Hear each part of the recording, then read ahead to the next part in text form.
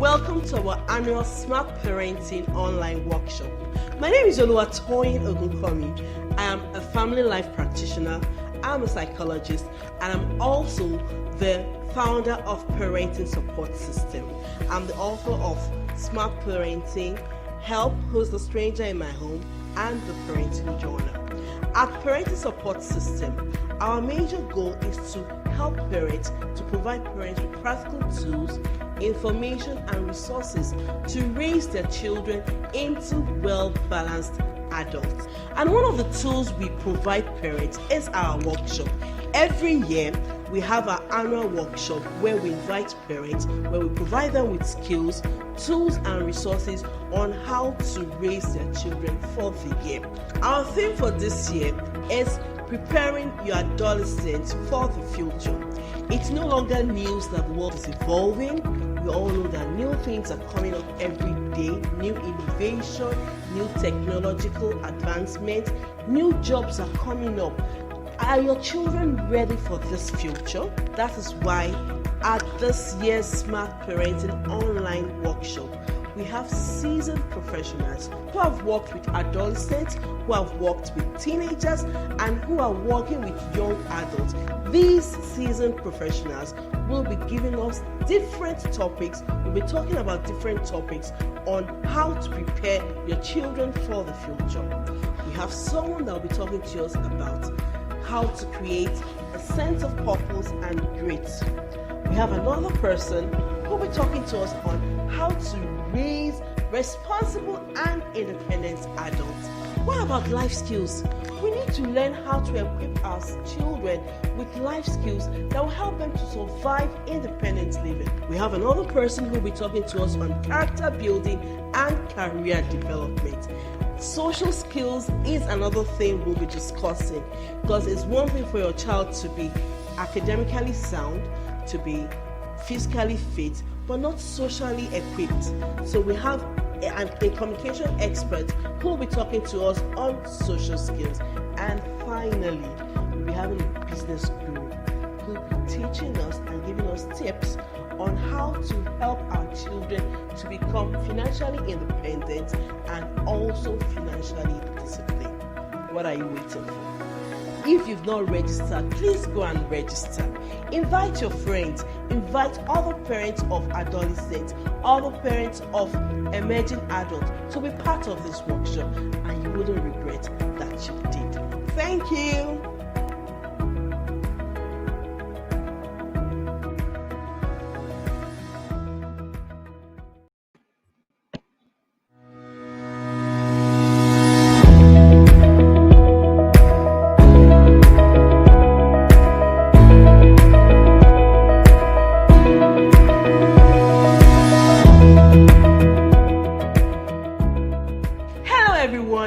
You're welcome to our annual Smart Parenting online workshop. My name is Adolescent. I am a family life practitioner, I'm a psychologist, and I'm also the founder of Parenting Support System. I'm the author of Smart Parenting, Help Who's the Stranger in My Home, and the Parenting Journal. At Parenting Support System, our major goal is to help parents, to provide parents with practical tools, information and resources to raise their children into well-balanced adults. And one of the tools we provide parents is our workshop. Every year we have our annual workshop where we invite parents, where we provide them with skills, tools and resources on how to raise their children for the year.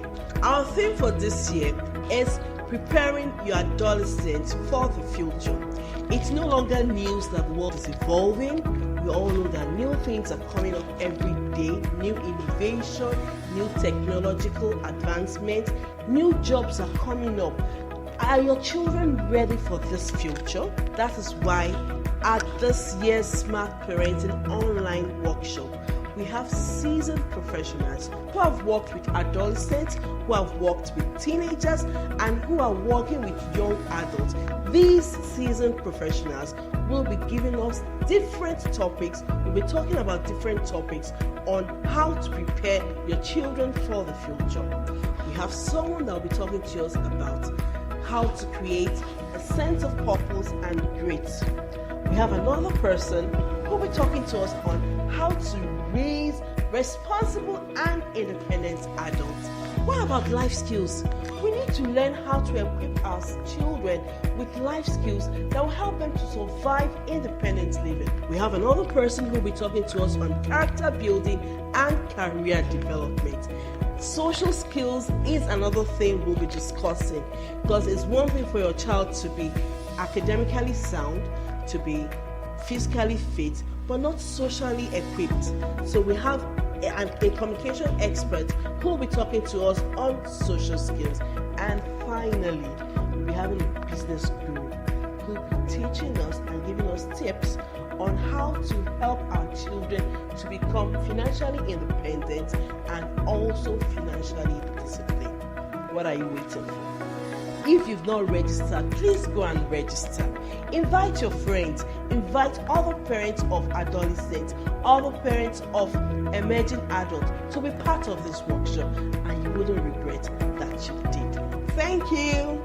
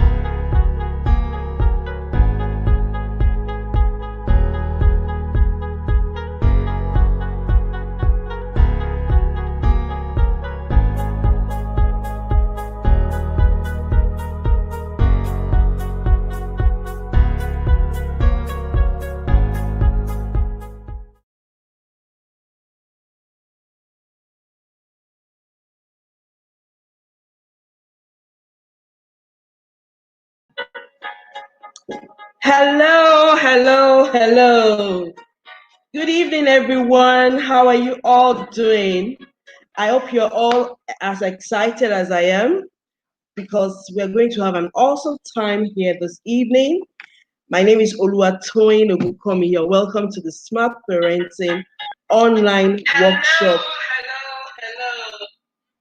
So, what are we doing? Why are we here? What's this workshop all about?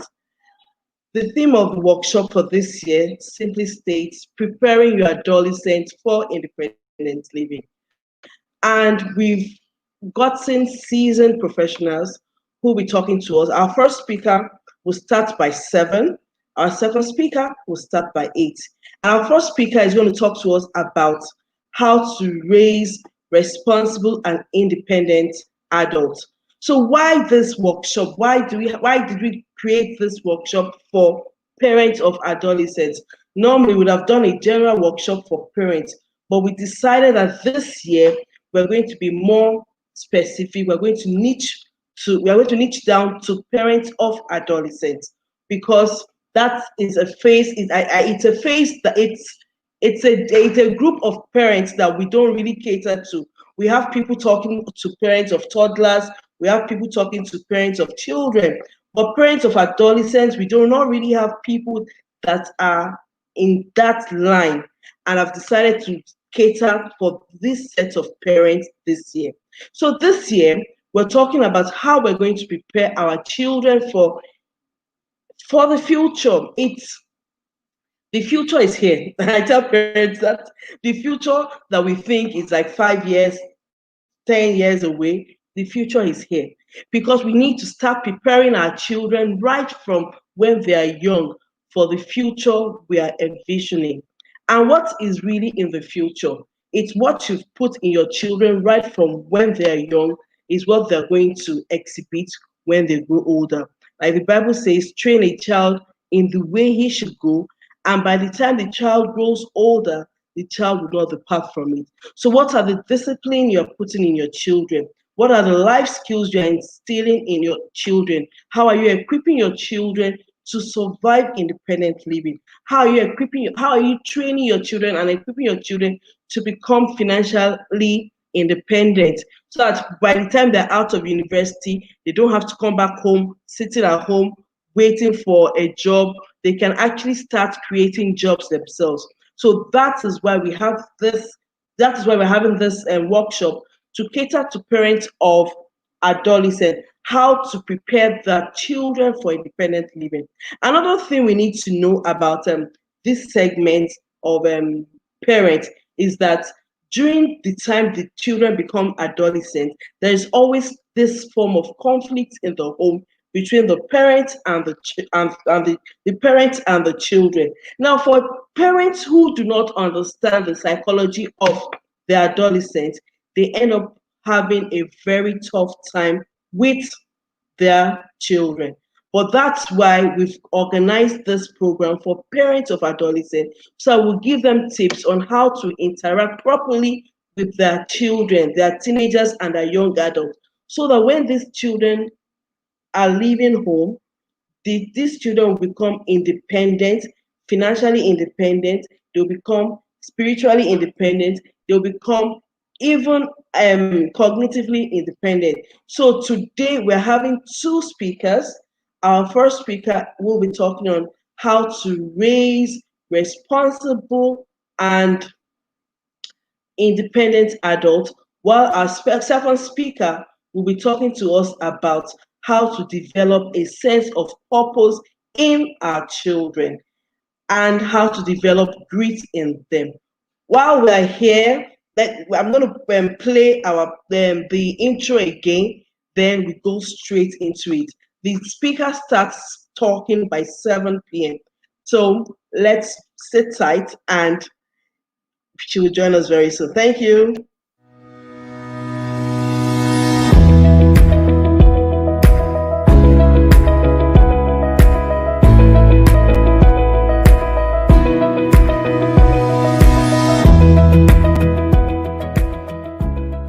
Hello everyone, you're welcome to our annual Smart Parenting online workshop.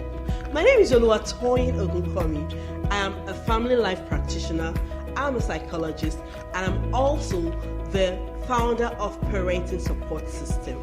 I'm the author of Smart Parenting, Help Who's the Stranger in My Home, and the Parenting Journal. At Parenting Support System, our major goal is to help parents, to provide parents with practical tools, information, and resources to raise their children into well-balanced adults. And one of the tools we provide parents is our workshop. Every year, we have our annual workshop where we invite parents, where we provide them with skills, tools, and resources on how to raise their children for the year. Our theme for this year is preparing your adolescents for the future. It's no longer news that the world is evolving. We We all know that new things are coming up every day, new innovation, new technological advancement, new jobs are coming up. Are your children ready for this future? That is why at this year's Smart Parenting Online Workshop, we have seasoned professionals who have worked with adolescents, who have worked with teenagers, and who are working with young adults. These seasoned professionals will be giving us different topics. We'll be talking about different topics on how to prepare your children for the future. We have someone that will be talking to us about how to create a sense of purpose and grit. We have another person who will be talking to us on how to raise responsible and independent adults. What about life skills? We need to learn how to equip our children with life skills that will help them to survive independent living. We have another person who will be talking to us on character building and career development.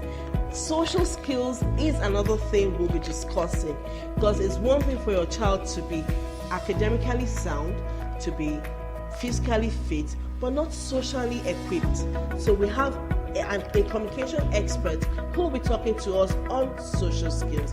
And finally, we'll be having a business guru who will be teaching us and giving us tips on how to help our children to become financially independent and also financially disciplined. What are you waiting for? If you've not registered, please go and register.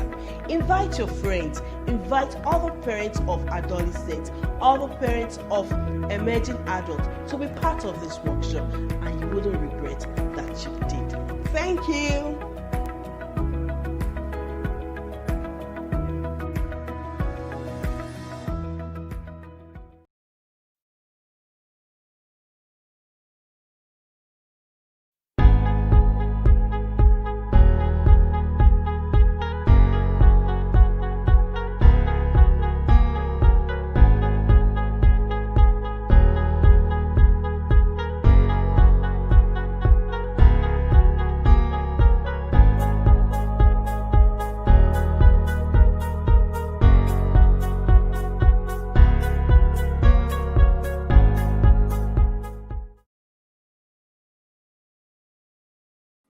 Hello, hello, hello. So we're back, and we have our first guest in the house. Yay! I can see her, she's in the background, she's in the waiting room, she's waiting for us. So I'm just going to read her bio, then I'll bring her in. So our first speaker for today, her name is Miss Isevwa. Some people might end up calling her Ifezua, but her name is Isevwa. She is a parenting guide. She is a well-being and human flourishing teacher and coach. She is the founder of the Whole Human, an organization that promotes the science and practice of well-being for optimal human functioning and flourishing in society. With nearly 2 decades of practice, experience, Ifezua trained as an applied positive psychology practitioner and positive psychology coach at the Flourishing Center, New York, USA, and is licensed as an emotional intelligence practitioner by the Sixth Sense Emotional Intelligence New York, USA, Network, USA. She is a certified positive discipline parent educator. She's really sound and possesses additional certification in neurolinguistic programming and mindfulness. Prior to All Human, Isevwa worked until 2012 as the Dean of Faculty at the Olushola Lanre Coaching Academy and was the host of the Parent Talk on City FM Lagos. Her bio is long, but I'm just going to read a short version. She's a member of the International Coach Federation, Sixth Sense Emotional Intelligence Network USA. She's a Positive Discipline Association USA. She's a member of Life Coaches Association of Nigeria and alumni of Olushola Lanre Coaching Academy. Isefwa Irabo loves to write poetry for leisure. She's married and a mom to 3 wonderful children. So please, everyone in the house, let's welcome her as I bring her up. As I bring her her. Hello. Hi, Toyin. I think you need to mute that. Can you hear me okay? Excellent. It's excellent. So let's let's say those online we're streaming live on YouTube and we're streaming live on Facebook. So either of the two channels, if you're there, you can send in your comments, you can send in your anything you want to talk about concerning what she's discussing, you can post it there. So thank you very much, ma'am, for joining us. Mm-hmm. It's a pleasure to be here.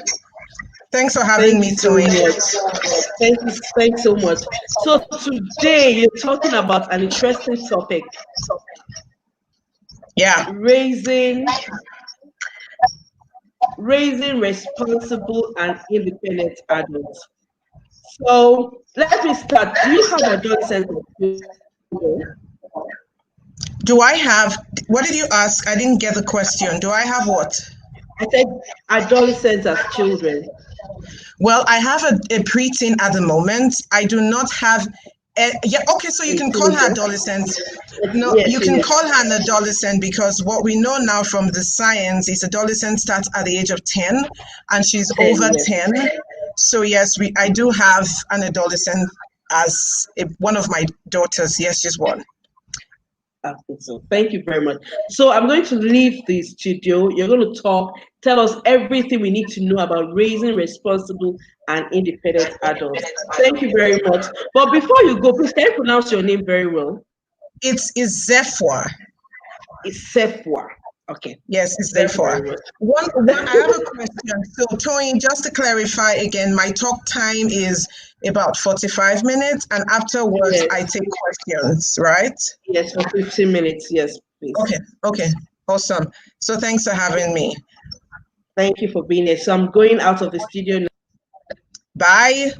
Okay, just a disclaimer or a caveat. In case you see me wiping my nose, permission to do that, please, because I kind of I had an allergy moment this afternoon and I'm a bit nasal and itchy, so do bear with me.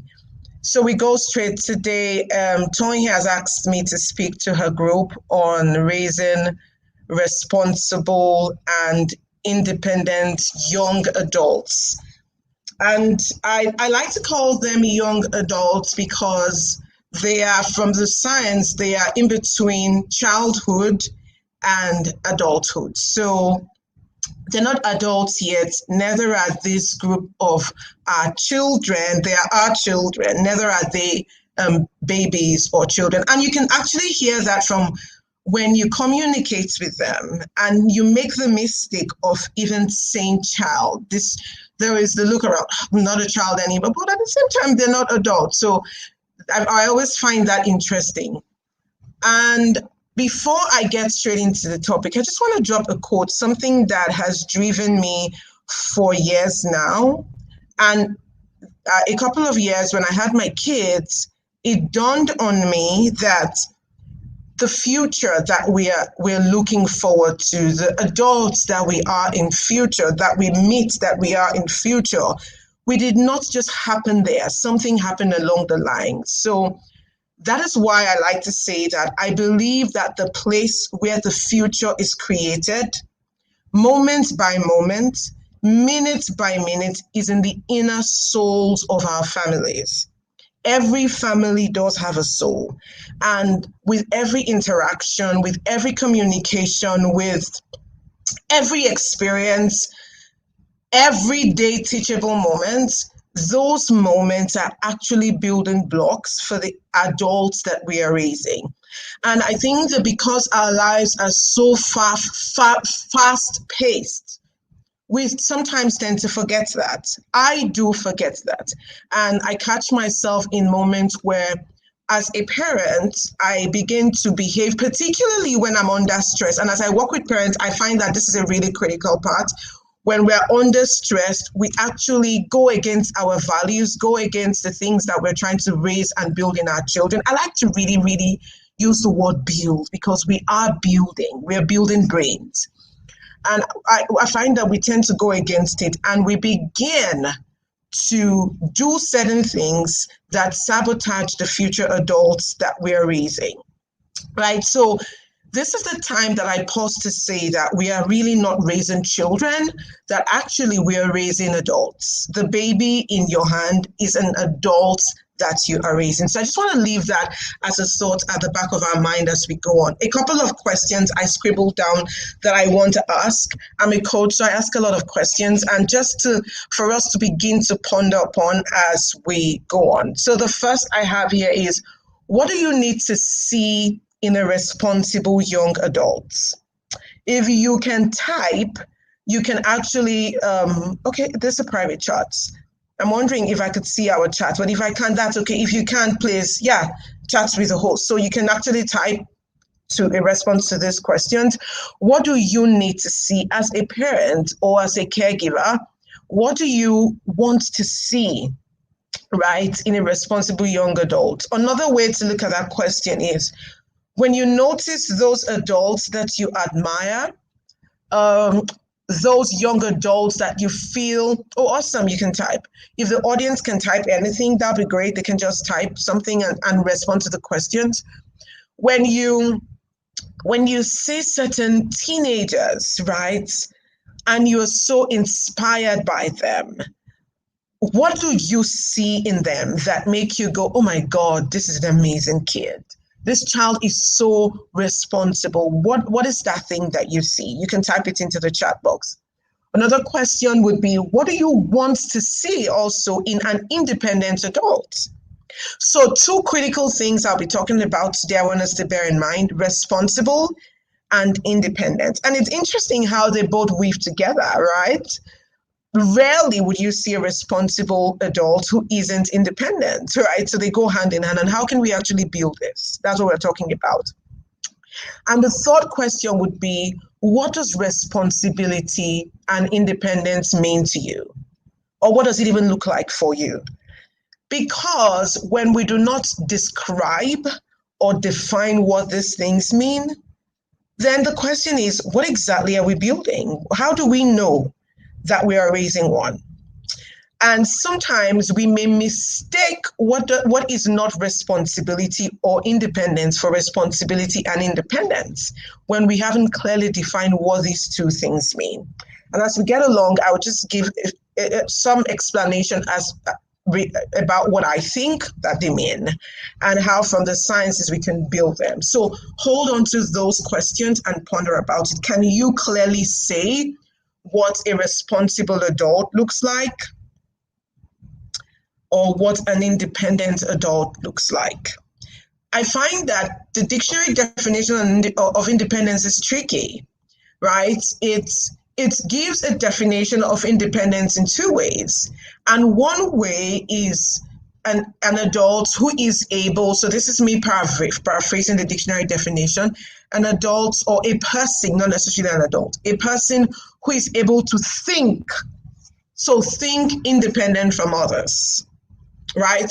Then the other definition is a person who is able to take charge of their own lives, right? So you have 2 critical things: thoughts, so you can think and hold your thoughts and value your thoughts, one.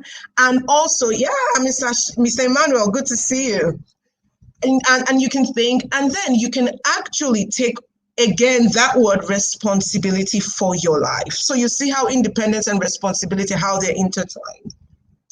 Then I have another question for us to ponder about. You can write these questions down and reflect on them later.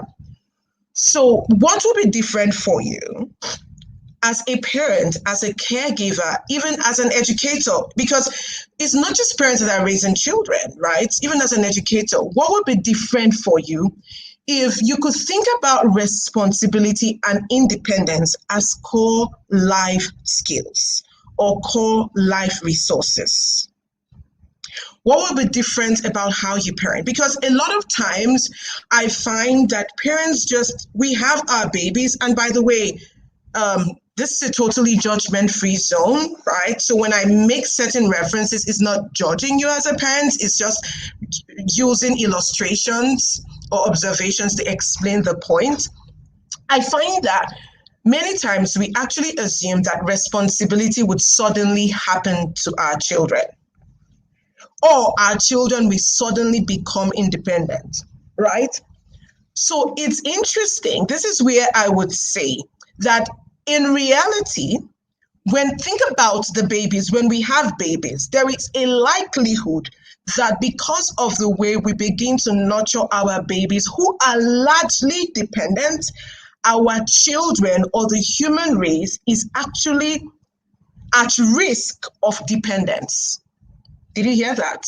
That the human race, if we just stick to the process of childbirth, there is the likelihood that the human race is at risk to dependence because our babies are dependent in every way. At some point, they cannot regulate their hair. We have to support them. And that is progressive. After a while, you begin to find that the body in itself begins to grow, begin to build. And as a result, the child begins to break free from that extreme independence, moving towards independence. And at a later life, interdependence, actually, that is the bigger picture. But that's not what we're talking about today. So just knowing that if we do not do something and we do not live with awareness, our children could actually stay in a state of dependence. When you find that there are many adults who are actually still in a state of dependence, who are in, for instance, in organizations or who are in relationships, and the biggest challenge in that relationship is the challenge of codependence. Dependence, extreme dependence, where they cannot think for themselves, where they cannot act for themselves, where they need someone to validate them. And I dare say clearly that I used to be one of those adults. It's something that I have had to walk through as a human adult, not a human teenager or a human child. Another question, or the last question I want to pose for us to reflect on, would be, what are the core life resources? What are core life resources? When you even think about core life resources, what does that mean? Or core life skills, what does that mean? And what use are they? Why do we need them? Why do we need our teenagers? Why do we need our children? By the way, independence and responsibility, it's not just a thing for adolescents. It begins from childhood. Why do we need our children to actually be independent? Why do we need them to actually be responsible adults? Right? I'm not answering those questions directly. I'm leaving it for us to think about. The only one I would pause to just mention or reflect on is the idea of core life skills. And the idea that every child, every human child, is born with potential for core life skills. Every child. Every child can be anything. And core life skills would be skills from resilience, which is for me the most fundamental life skill, I'll tell you. From resilience to healthy coping skills, with resilience speaks about, to courage, to bravery, to kindness, to empathy. Please, I want to pause. I don't know, would this be the right place to talk about this? But I just want to pause to just reflect on what we have all experienced as a globe with the elections in America. You can see core life skills displayed right there. Two stark different manifestations of core life skills or resources, from empathy to self-control, and all of that to self-regulation. So these are the skills we're talking about. And part of these skills is responsibility and independence, right? So immediately we shift to another question. How are these core life skills built? Two critical things. I'm going to try and make my conversation quick so that I can take our questions. two critical things. The first, right, and I'll expand on them, it would be perception. By developing a certain kind of perception in our children. The second would now be called intentionally cultivating the skills. So you have both perception, how our children see themselves, how our children see the world, and how our children see themselves in relation to the world. I take that again. Perceptions around just pause and ask yourself, how do your child see yourself when it comes to him or her existing in this world? How do they perceive themselves as citizens of the world? That is where responsibility comes in. How do they perceive themselves with capacity to care for themselves and others? That is where independence comes in. So those are perceptions. But what I find that we focus on the cultivation of skills, which is good and necessary, but that is just the second part. However, the two go hand in hand. Without the perception, trying to force a skill on a wrong perception is like building a house without a foundation. So what sort of perceptions do our children need to cultivate? And I'm really narrowing this down to the two skills I'm talking about, independence and responsibility. There are other perceptions I teach or talk about, but I'm going to talk about 4 critical perceptions that we need to begin to check and ask ourselves, how am I cultivating this perception, this way of thinking? I beg to use another word, which is really the critical word here, belief. How am I cultivating this belief in my child? Because it's easy. I hear this a lot of times. Oh, children these days, they're so entitled. They're entitled because their parents give them whatever they want. Okay. But what is the belief in the child that has happened to the child as a result of getting whatever they want? That is the problem. That is where the building begins. The perception is the foundation. So the first perception I want to flag off and highlight is what we call perception of personal responsibility. I take that again, perception of personal responsibility. That simply means your child deeply believes that they are capable of facing problems and learning through challenges and difficulties. Did you hear that? Your child believes that they are capable of facing problems and learning through challenges, through difficulties, and their experiences. I also like to frame it this way. Your child has that deep sense, that deep belief that, you know what, given the strengths that I have, I can handle this, whatever this is. This is also expanded when we begin to teach about self-efficacy. So a lot of times we focus on self-esteem. I just want to have a healthy self-esteem. There is no healthy self-esteem without a healthy perception of personal capability. And I'm going to know, I said perception of personal capability, not responsibility. Personal capability. Capability speaks about the belief in your innate abilities or in the skills that you have cultivated over time. So that means you have used these skills over and over again. I'll explain deeper. The child has gotten the opportunity to practice. And as a result of practice, they have developed a belief that, you know what, I can.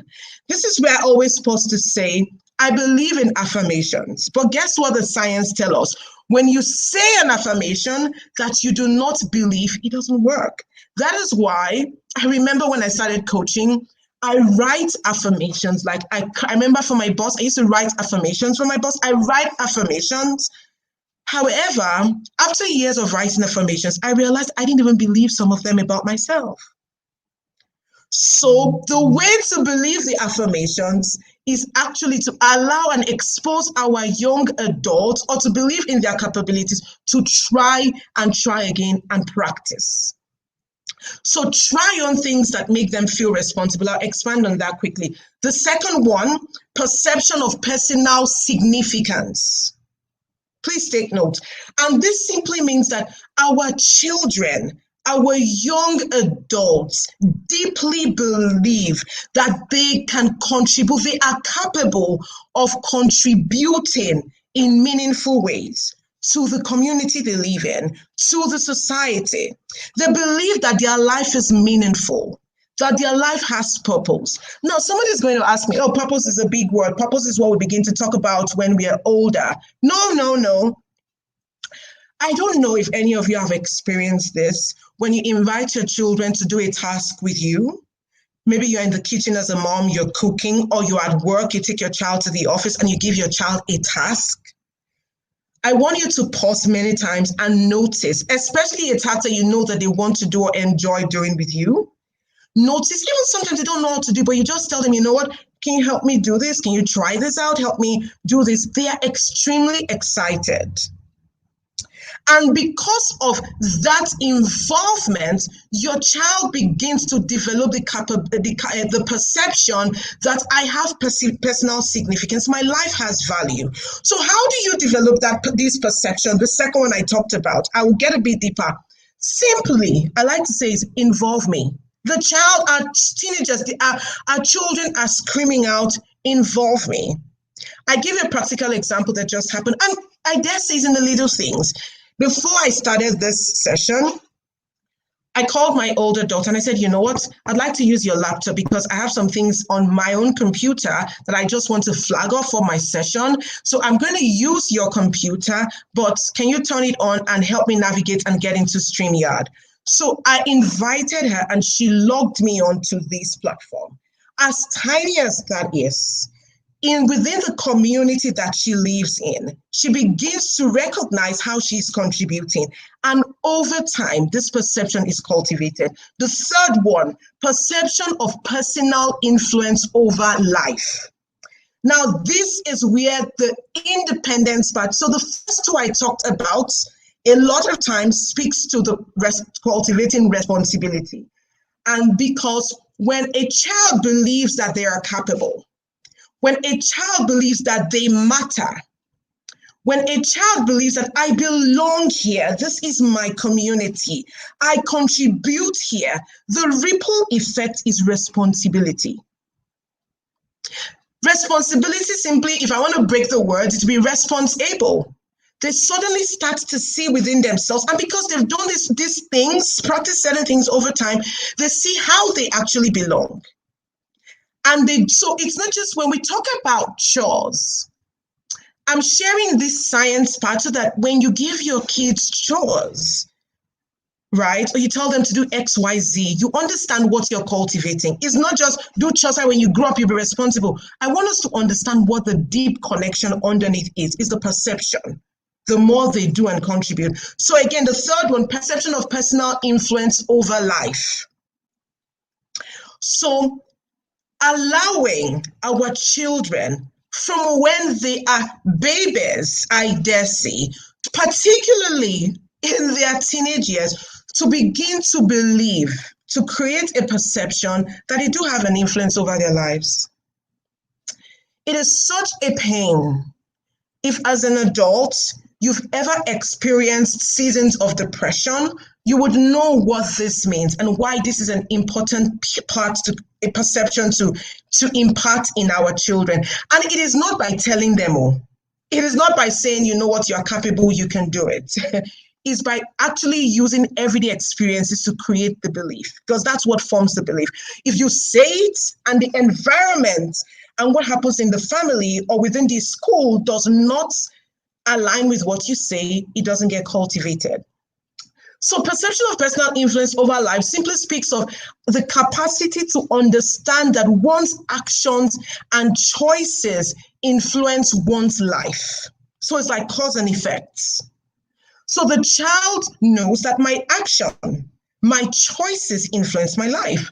And the child or the teen is able to hold themselves accountable. This is where, for instance, giving choices matter. Allowing our teenagers to begin to make choices in their own lives. And when they do make choices, experience the consequence of it, particularly if the choices are not life and death choices, where you know that they do this, it equals death. Sometimes the choices we allow them to make, when we allow them make decisions for themselves, it may not go well. I give you an example. My kids have an art, they're doing an art competition in school, and the three of them are in the same school but different classes. And so I thought today, I said, you know what, let's ask your school if three of you can come together and create this art as a competition. So it's from three of you as a family. One of my daughters immediately said, no, I want to do it alone. I don't want to create it. I'm like, okay. So I called the teacher. She said, oh, yes, they can do group work. Is it a group or personal since they're family? Excuse me, if there was no pandemic, there would have been group work for it in school. So I was excited. My daughter said, no, I'm going to do it by myself. So they shared the art materials and she took hers. The other two immediately started brainstorming. Okay, we could do this. And I was watching and we could do this. And they came up with a beautiful idea. As I speak, they're actually creating. It wasn't up to 10 minutes. The one who said, no, I'll do it myself, she started crying.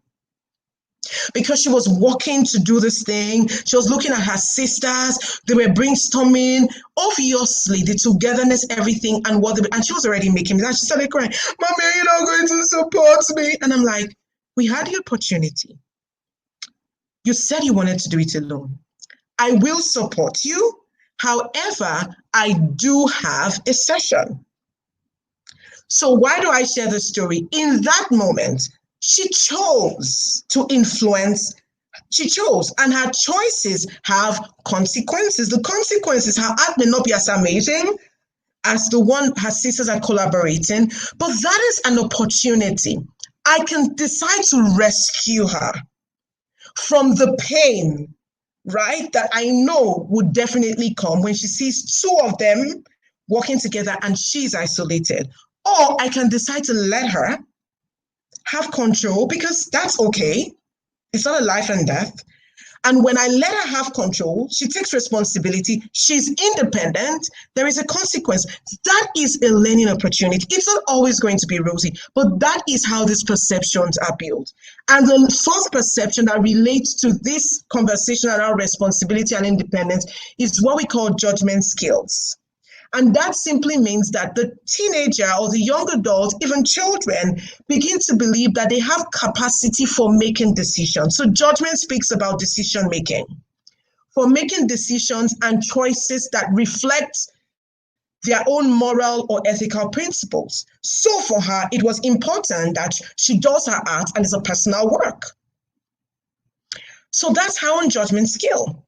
If I deny her of making that decision, what I do is I inhibit the growth. And by the way, the growth is this perception. So I just say this. I think that's the next place I'm going to. Just give me a minute. These perceptions, they are not just ideas. Every time your child engages in any of these, they are building their brains. Literally, neurons in their brains, cells in their brains are firing and wiring. That is how perceptions and beliefs are formed. You know, for those of I'm Christian, with all due respect to people of other faith, there is a part in the Bible that talks about, I think it's Ephesians, that talks about casting down strongholds and imaginations that exalt itself. Strongholds, if you look at the scriptures before that, you clearly see strongholds, and it starts to talk of imagination. Many times we think about strongholds as demons.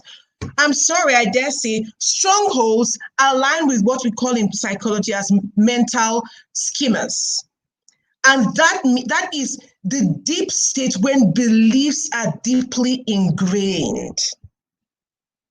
Where in adult life we begin to need therapy to deal with some of those beliefs. And some of these perceptions impact on us. So the idea around responsibility and independence is not just lip service. It's something that is critical and we need to develop. So I just want to quickly highlight something, talking about the brain. Why do we need to even develop why do we need to develop or support our teenagers to cultivate responsibility and independence? A critical reason is because once they turn 10, up until when they are 26, 24 to 26, that is the window of adolescent. Their brain changes and their brain is primed right, for independence. Their brain is primed for responsibility. I tell you what that means. That means literally, you would find that your teenager starts sometimes to act in rebellious ways. They always want to be with their friends and not you. They want to think for themselves, do things on their own. And you're like, this child, no, no, no, no, no. What we should do is to cooperate with them in a healthy way with awareness to support their developing brains, because just the way your baby suddenly started seeing, suddenly could hold up his or her neck, suddenly could talk, that is the way your teenager's brain suddenly wakes up and is firing and is realizing it is time to prepare to get out of home. And nature has made it in such a way that the human being should not wait till adult life to cultivate the brain or develop the neural pathways to exist outside of their safe zone. So it begins to trigger the teenagers. It begins to prime the teenagers to want to go outwards, to want to think and do things for themselves. So one of the critical things we find among teenagers is what we call novelty seeking. The teenager's brain begins to seek new things that are risky. So there's a lot of risk taking in teenage years. While there is a downside, there are two sides to it. There is a downside. The good side is when we cooperate with them, we actually help them develop independence. We help them develop responsibility. And I'm going to talk quickly about how we can cooperate with them and work with them. The other thing that happens to our teenagers' brain is what we call social engagement. I talked about that our teenagers, when they become teenagers, even preteens, so adolescents, right? They want to go outward. So you find that they start to click, friendship make more meaning to them. That is also a season, an opportunity to actually give them a chance to interact and communicate with their peers and not hoard them. We hoard them because we are afraid. But I want to challenge us to love them and allow them within healthy boundaries to interact with their peers, to do things, to collaborate with their peers. Because when they do that, that is an opportunity to cultivate both responsibility and significance, because they're going to make mistakes. We say mistakes are wonderful opportunities to learn. That is a core positive discipline tool. So our teenagers should know that, it's okay to err. The big question is, what do we learn from it? And we can try again tomorrow. As they do this, they begin to exercise their brain for independence and responsibility, right? So here is where I would say to us and challenge us to think about three critical words: brain. So I say build the brain, belief, foster core beliefs, behavior, influence behavior. So I'll explain what that means. You can build a child's brain for responsibility. You can build your teenager's brain to have a healthy perception, a healthy belief of capability, a belief around their own personal responsibility, both to themselves and to their community. You can build a child's brain for independence. We can build a child's belief around the fact that they can be independent, they can stand on their own, that the world is not a scary place, that they can contribute, that they matter. Do you know that one of the reasons why people don't do their life's work, why people don't contribute, why people hide and shrink is because they believe that they don't matter? They believe that, why bother? I'm nothing. I'm no one. I have nothing to offer. So you say that person is not independent. The person cannot think for him or herself. No, he can't. He feels he has no value. So it is our responsibility as parents to support them, to cultivate the core beliefs that they matter. And it's not just by telling them, it's by creating an environment where they can see for themselves that indeed, without you, this house does not function. You matter. The last, influence behavior. Many times, like I said earlier on, we start from the back. Behavior speaks about the skill. Influence behavior. So build the brain, foster core beliefs, influence behavior. Influence behavior are the things I'll begin to talk about now. Influence behavior because we say neurons that fire together, wire together. That simply means neurons are like cells. Not like neurons are cells in the brain. The word responsibility, the word independence is a neuron, right? And every time your child exercises an act of responsibility, the neuron of responsibilities, they start to literally, I mean, literally light up in their brain. That's what we mean by that. The more they do responsible acts, the more they act in independent ways and think for themselves, those neurons start to wire.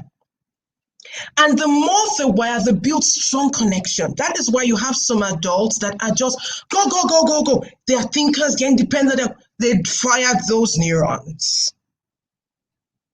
And we can do that. Okay, we can do that.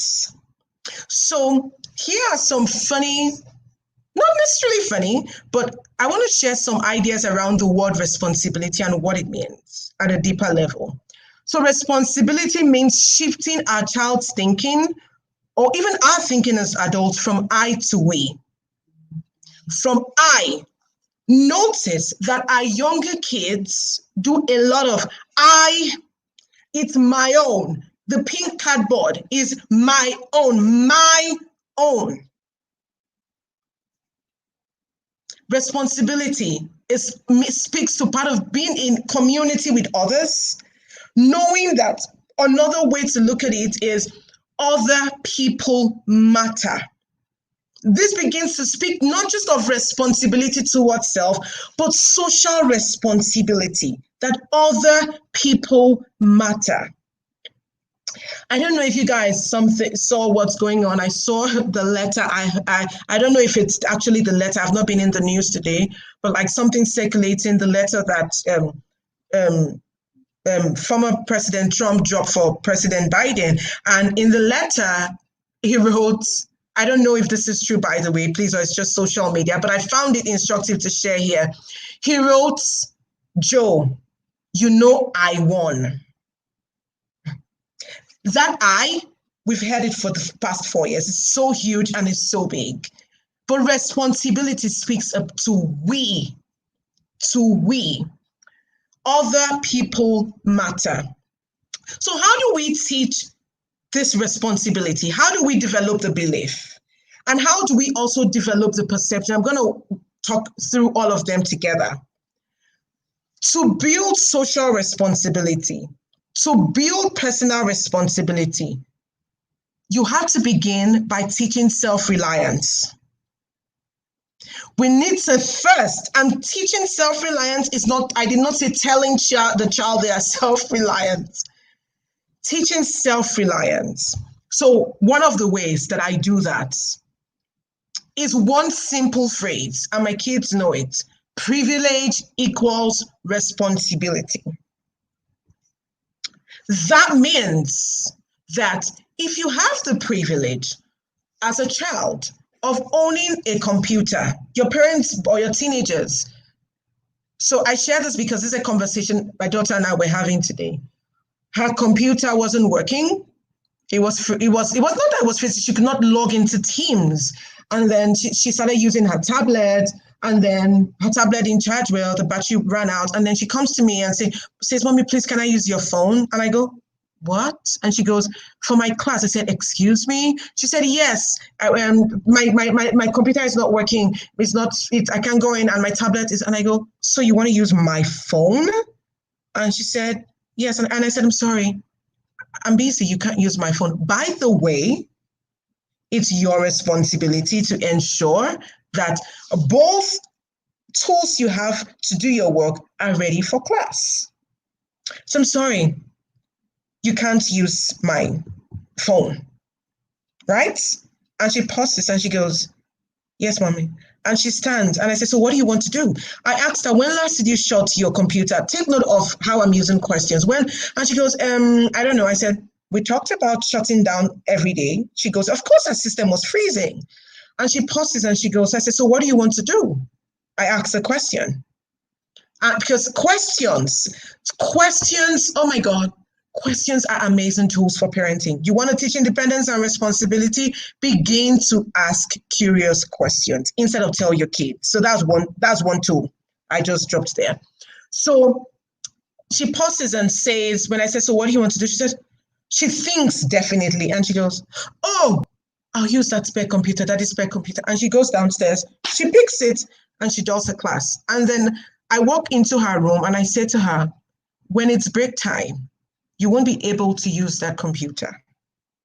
When it's break time, you know you'd have to do something about your computer such that you're able to use it. So after her class, we have this, ask instead of telling, absolutely. We have this conversation where privilege equals responsibility. And you can use this anywhere. Anything that a human being is privileged to have, they are responsible for. So if you do not want to take responsibility for what it is you're privileged, that means you do not, or half the thing. I hope that makes sense. Let me not dwell there for time. Okay, so the next thing, with a perception of capability to self-care. So once our teenagers, our young adults begin to learn self-reliance, begin to learn that I can think for myself, I can care for my things, what happens to them? Those neurons fire so well that they can now shift to caring for the world.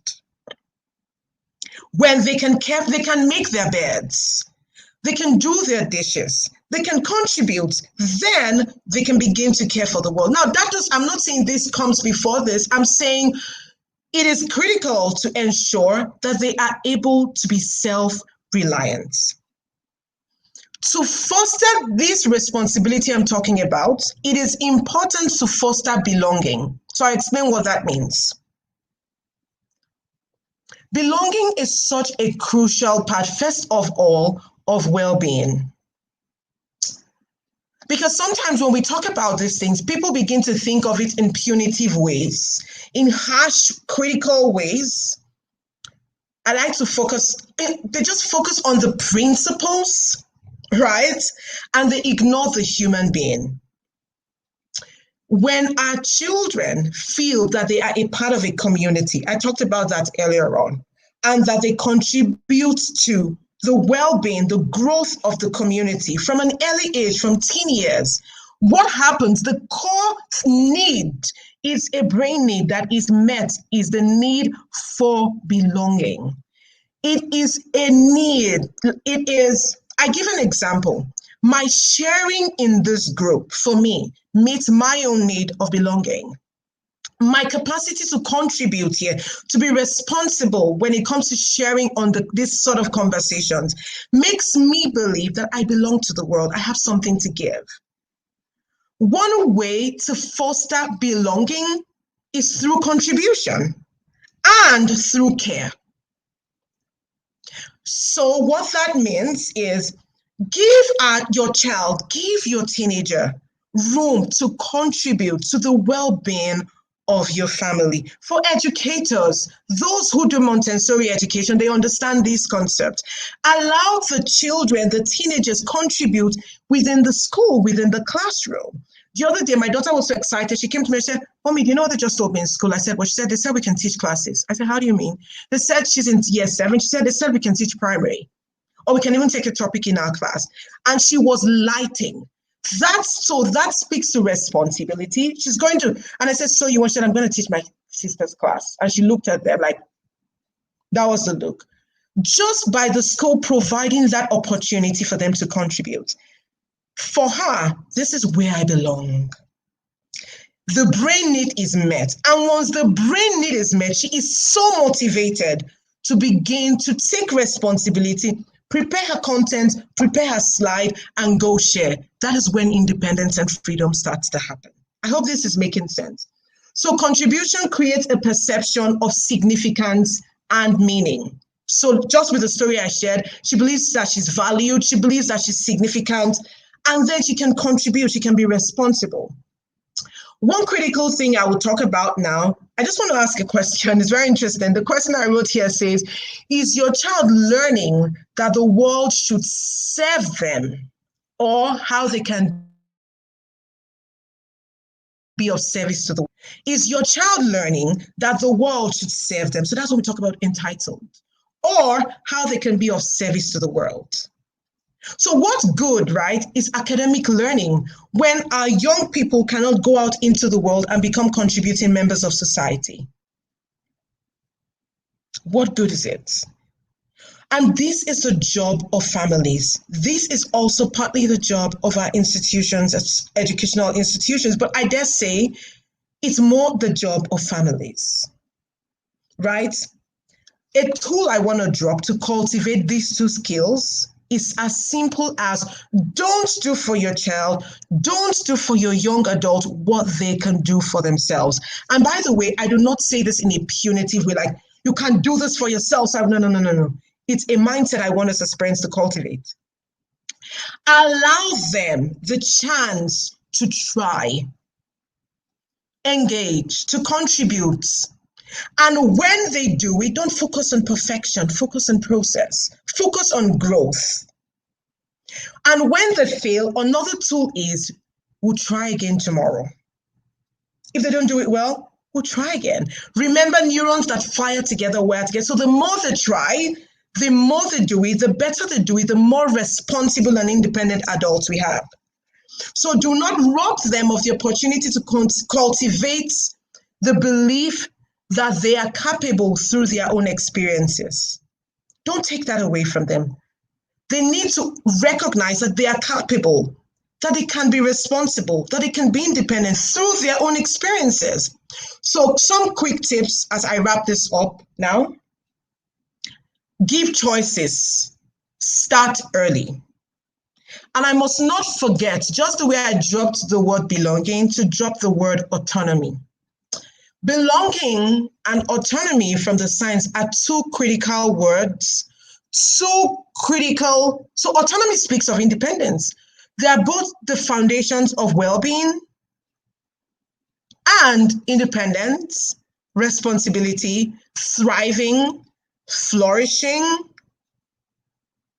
resilience, right? And autonomy simply speaks of an individual having that deep sense that they have a choice. So imagine when our kids were growing and you want to do something for them. I don't know how many of you remember when they say, I can do it. That is autonomy crying out.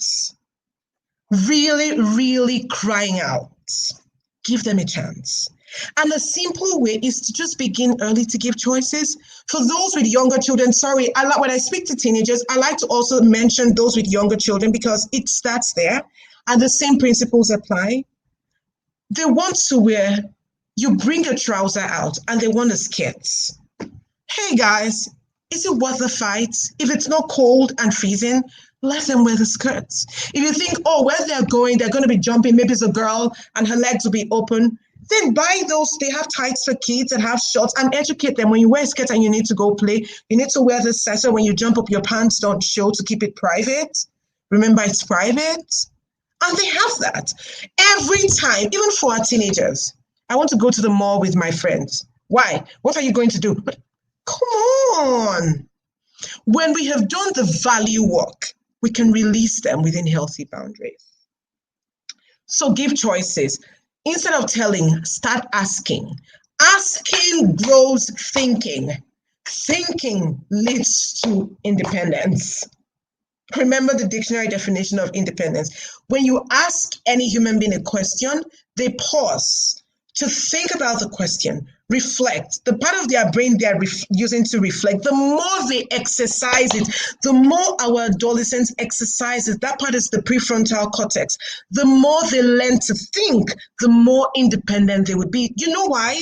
When they get out of your house, they've done it so much that they begin to trust their own judgment. Remember perception of judgment? I used to be that adult that before I buy a book, before I buy a t-shirt, I would ask my friend, do you think it's okay? I could not believe that what I loved was okay. Even when I liked it, I want somebody to tell me it's good. I didn't get a chance to use my thinking. So allow them to think. Recognize and create opportunities to foster two things. Recognize your moments of training. They always come. Or create it to foster these two things, responsibility and independence. And I want to beg us parents, have faith in your child. Everything else I've said is nothing. The personal work, the inner work we have to do as parents is the work of trust. And infantilizing your teenagers. They're not babies, even your babies. Oh yeah, are we to encourage them to do community services? Absolutely. And I want to put a caveat. Find out the community service that they would love to increase motivation and support them to do it. And do it too. Model it. Model it.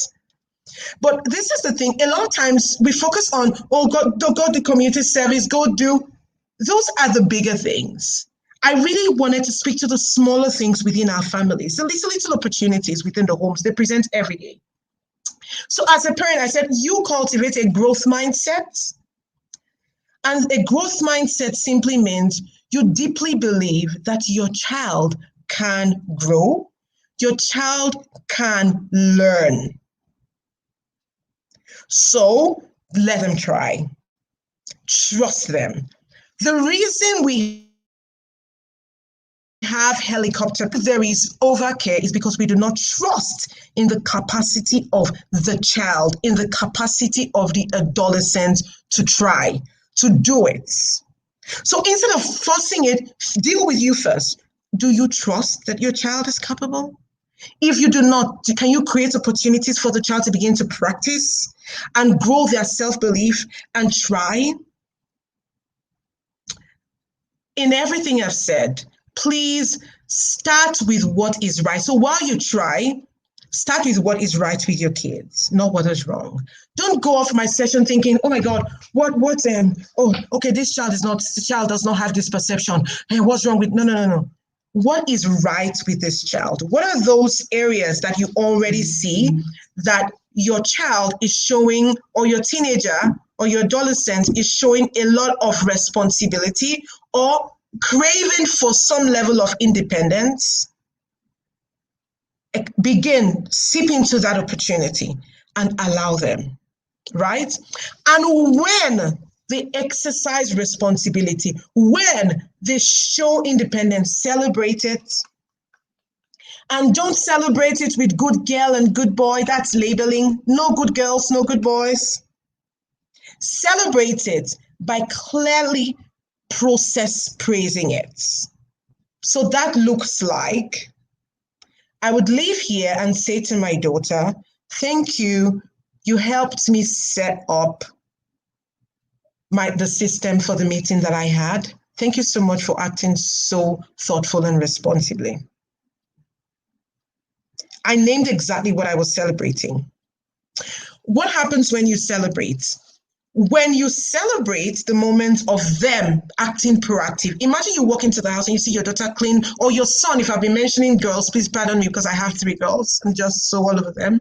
Even your son, when you notice your son take charge of something, or something you even told them to do, they did. They didn't flaunt or disobey, they did.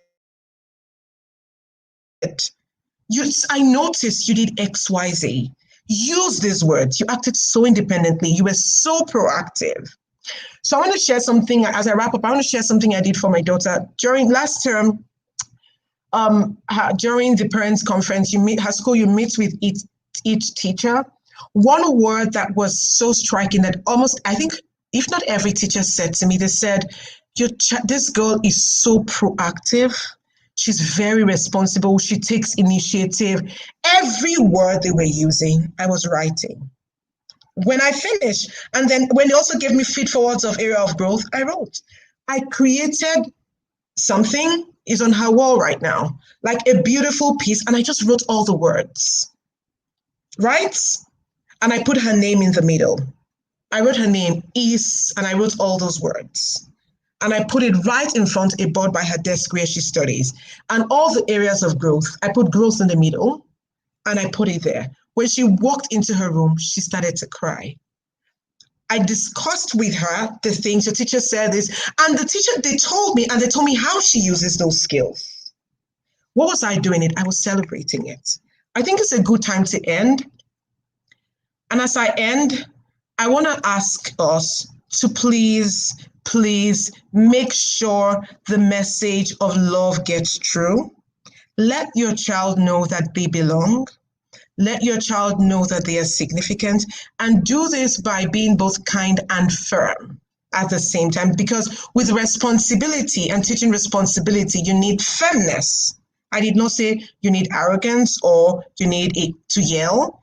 Firmness is simply sticking to the principles, but you don't just need firmness, right? You also need kindness with and in cap. That means when you want a child to take responsibility for a particular thing, say, tidy up your room, and you walk in and you see, like I walked into my baby's room and I saw things, I said, what's this going on the floor? That was firm. But I used questions, and she ran and said, she began to pick up her toys. I allowed her to, what is it? You tell me. She thought she saw the mess, and she cleared it. Responsibility. Over time, she learned independence to clean up her room. I hope this has made sense. So be kind and firm, because you want to do all of this in a healthy brain that feels belonging, that feels love, so that they can grow up and see the world as a place they belong to, a place where they are significant, and a place where they too deserve to contribute, and where they have something that they know they have because they've done it with you at home. You've seen it, to contribute to the world. So that's my sharing. I'll take questions now. I hope this has been meaningful to those who are present. Yeah, thank you so much. Interior dimension. Any questions, please? So practical questions if you have them.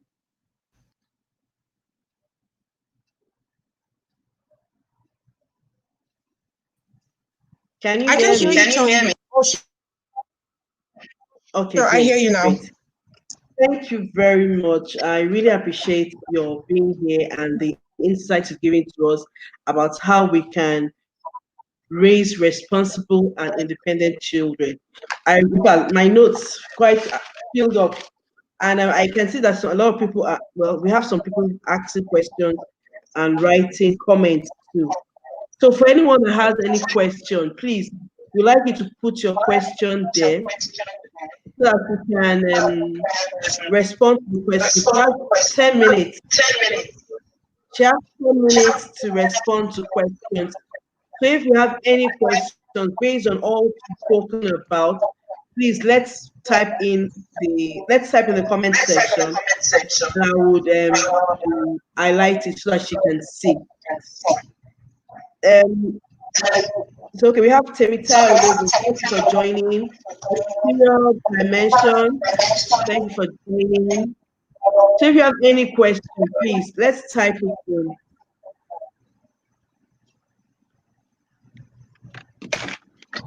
For me, I want to ask about you were saying something about personal significance.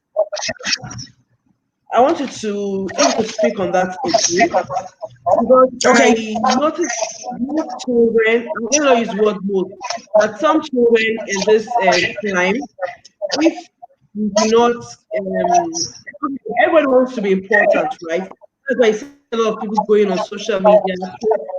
You see women half naked coming to dance on social media because they feel that they can be important or their value is in that. So how can we I'm trying to use the word. How can Find we the balance. find the balance between healthy, significant, and that unhealthy significance where they just have to be seen Yeah. to feel good So, about themselves. so the reality, there is nothing like healthy or unhealthy significance to it.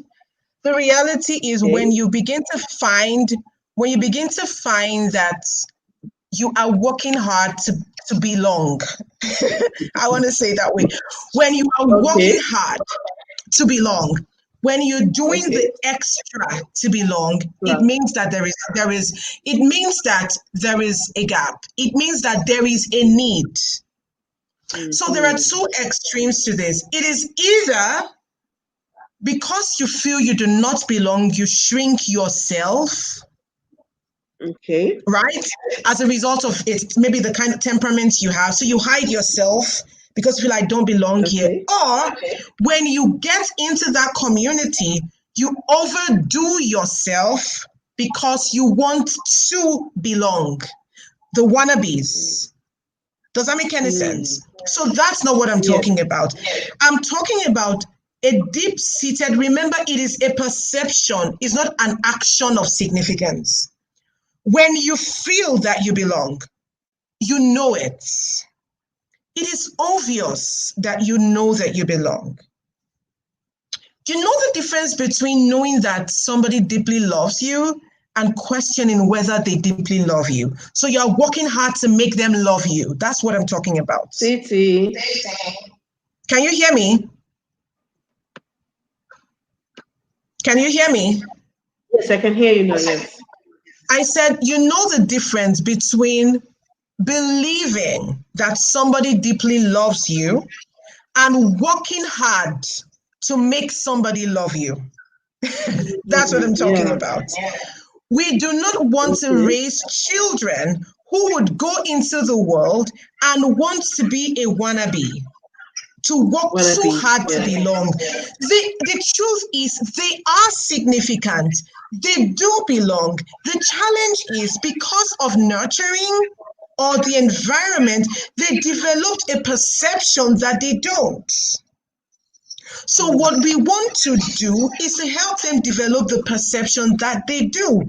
But remember, I did not say help them develop the perception by telling them you are amazing, you are beautiful. Nothing wrong with that. Okay? That's not it. By inflating Mm-hmm. their ego, which is one of the downside of a certain kind of self-esteem movement from the research.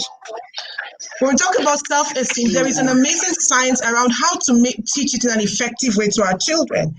The way to do it is by creating an opportunity through their experiences Experiences. for them to. Yeah. So this is the critical component. Said that. Every day, can you hear me, Tony?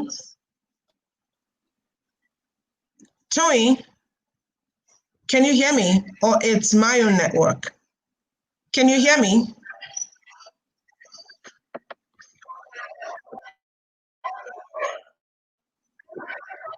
Yes, I can.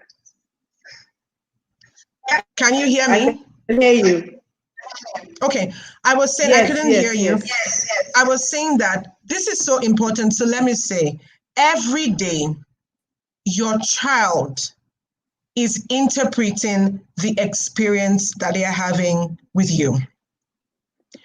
Your child is giving meaning and creating Yes, a I story. can. Yes, yes, yes.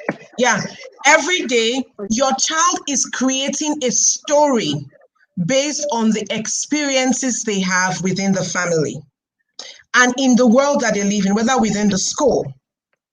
The question about significance is what story are they cultivating because of their experience around significance?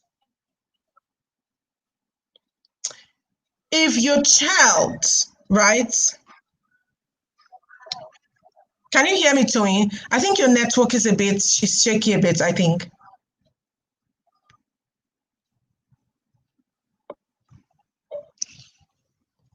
Can you hear me?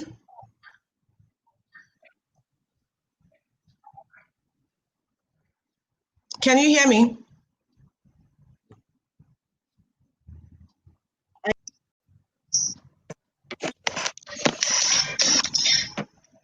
Can Can you hear me? I can hear you very well. Can you hear me?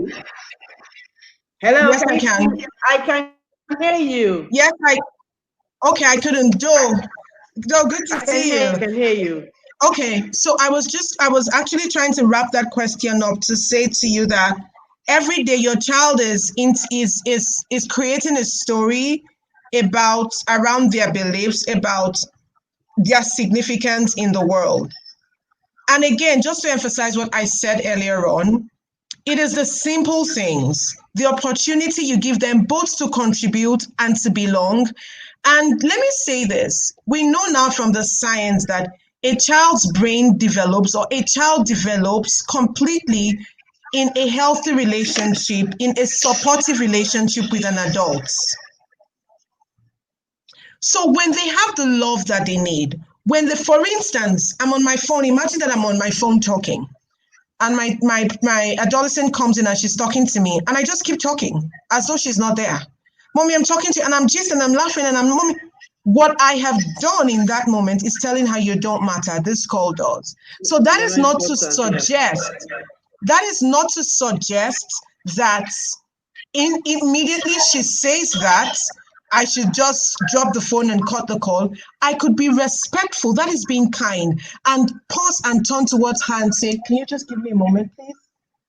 Let me wrap the call up. I'll speak to you. But if it's urgent, I could say to her, pause and say to the person, just give me a minute. I respond to her and I get back to the call. Yeah. Those are moments of significance. She walks away knowing I matter. So it's not being an overdue. That's not what I'm speaking about. Okay. So we have some questions here. Yes, please. So I'm coming. Somebody asked that how can she get a 19-year-old to tidy up our environment? I'm trying to look for the question. I can't find the question again. That's talking about being responsible. She said, how can she get I'll tell you a quick tip. I got that. A quick tool for that, I would tell you. First of all, I would just simply have a meeting with this child. So if you do have, yes, to clean environment, yeah. So if you do have an opportunity, or you don't need to create an opportunity to have a meeting with this 19-year-old. Let the 19-year-old believe that, you know what, I have faith in you. I actually believe that you can do these things. For whatever reasons, you've not been doing it. And then let her know, you know what, it's important we do this. This is part of you being a part of this family, because when you do that, you're helping the family. You're not helping me. You're part of the family. And then how can I support you to be? So that's a question. How can I support you to actually engage in cleaning? Listen to your child. Whatever your child says as feedback, sometimes you'll be surprised what they tell you the reasons are. Get into a brainstorming session with that child and co-create a way for them to clean. I use the word co-create. What we do is we say, go and clean up that place, and you clean up that place, and you clean up that place. No, come up with a routine. Come up with a routine together, right? Like, we clean up by XYZ time. Say in the morning at 8, where do you want to start with? What do you want to do? Who does what? Brainstorm together. Have a plan that they agree on together. So when you do it together, you involve them. Involving them feeds the need for belonging, feeds the need for significance, because you brought them into creating the plan, and then you support, then they can now proceed to begin to execute it.